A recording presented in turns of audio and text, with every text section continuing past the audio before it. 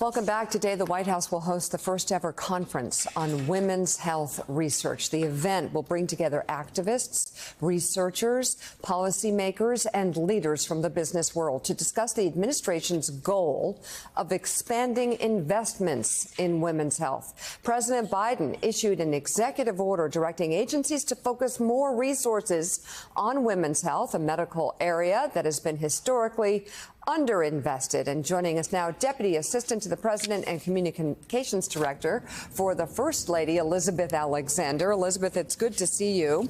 I know this has been at top of the list for the First Lady, especially for both the President and the First Lady.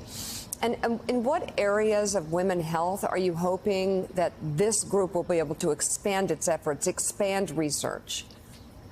Well, we really hope that the big gaps in women's health research are closed. As you mentioned, Mika, women's health research has been historically underfunded and understudied, and that has real life consequences. So many women have so many questions, and they're not getting the answers that they need, and that's because of this lack of research. And so the White House is hosting the first ever conference on women's health research, bringing together those groups that you talked about. And we're hoping to talk about all that's needed and the way forward on this, as well as the tremendous progress that has been made just in the last year because of the President's and First Lady's leadership on this issue.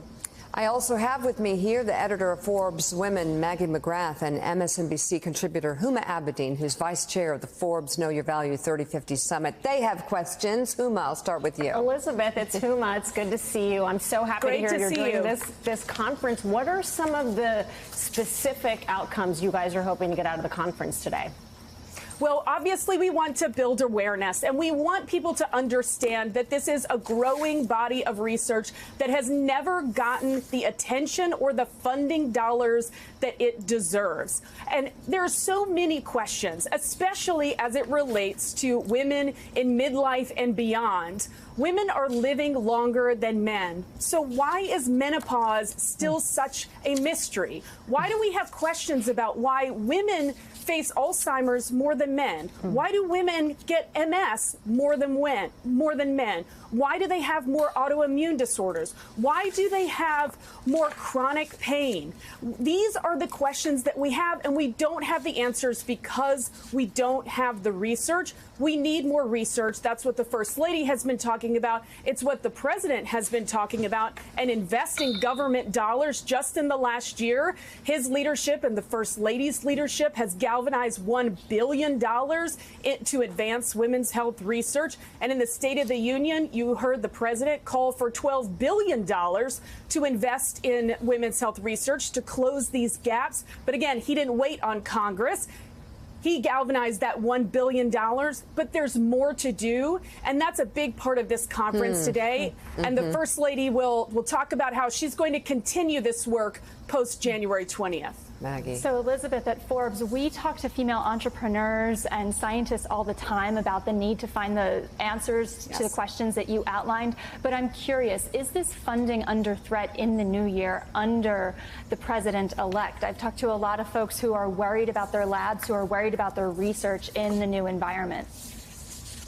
Well, you know, you've heard this president say that he is committed to a peaceful transition. So I don't want to spend my time here bad-mouthing the future administration, but I will say that we believe that women's health and women's health research is a completely nonpartisan issue. Women are 50% of the population, and research in our health has never gotten the attention or the funding it deserves. We've had a lot of bipartisan support for these efforts on the Hill, and we hope those efforts continue. All right. Deputy Assistant to the President and Communications Director for First Lady Jill Biden, Elizabeth Alexander, thank you so much for coming on this morning. Good luck today. We appreciate it.